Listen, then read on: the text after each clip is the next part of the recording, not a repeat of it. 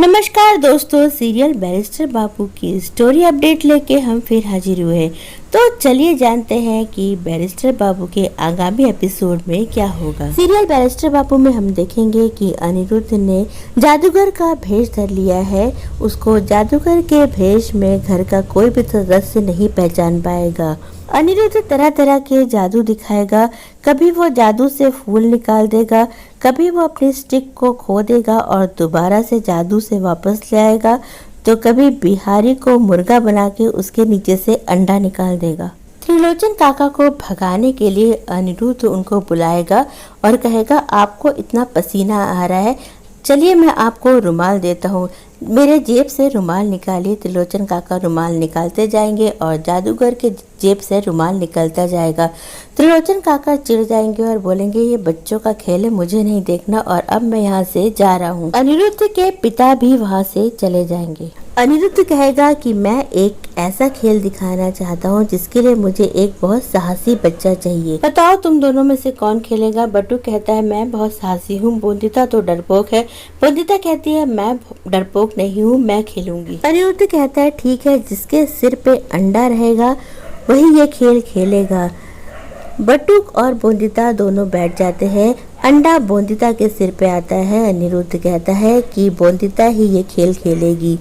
सौरभ एक बॉक्स लेकर आता है और अनिरुद्ध जादूगर के रूप में बोंदिता से कहता है कि तुम्हें इस बॉक्स के अंदर घुसना होगा। बोंदिता घबरा जाती है, कहती है, मैं अंधेरे से डरती हूँ, मैं इसके अंदर नहीं घुसूंगी। बट्टू हंसने लगता है, कहता है, देखा मैंने कहा था ना, ये बहुत डरपोक है। बोंदिता कहती है, मैं डरपोक नहीं हूँ, लेकिन यहाँ मेरे पति बाबू नहीं है, मैं पति बाबू से पूछे बगैर नहीं घुसूंगी इस बॉक्स में। जादूगर अनिरुद्ध बोंदिता से कहता है कि तुम्हारे पति बाबू को जब पता चलेगा कि तुम कितनी साहसी और बहादुर हो तो वो बहुत खुश होंगे। बोंदिता कहती है, अगर ऐसी बात है तो मैं इस बॉक्स में घुस जाती हूँ। बट्टू को भगाने के लिए अनिरुद्ध कहेगा कि जाओ जाके ढूंढो। बोंदिता इस बॉक्स में नहीं मिलेगी, किसी कमरे में मिलेगी। जो बोंदिता को ढूंढेगा उसे मैं अपनी स्टिक दूंगा। बट्टू बोंदिता को ढूंढने चला जाता है। इसके बाद सौरभ एक सांप ले आता है। बोंदिता सांप को देखती है तो घबरा जाती है। बोंदिता जोर जोर से चिल्लाती है कि जादूगर को बचाओ, जादूगर को सांप काट लेगा। सांप धीरे धीरे अनिरुद्ध की ओर बढ़ता रहेगा। सौरभ कहेगा, मैं ये आपको खेल नहीं खेलने दूंगा। सौरभ एक डंडा उठा लेगा, लेकिन अनिरुद्ध उसको मना कर देगा। बोंदिता जोर जोर से चिल्लाती रहेगी, जादूगर को बचा लो। इसके बाद वो बहुत हिम्मत करेगी और दरवाजा खोल कर आएगी।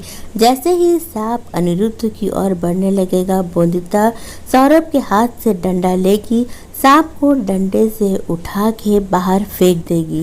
बोंदिता रोने लगेगी और कहेगी, बाबा मैं आपको नहीं बचा पाई, लेकिन मैंने जादूगर को बचा लिया। बोंदिता के मन का डर निकल जाएगा। इतना कहते हुए वो बेहोश हो जाएगी। तो आखिरकार अनिरुद्ध ने अपनी जान हथेली पे लगा दी बोंदिता के मन के डर को निकालने के लिए।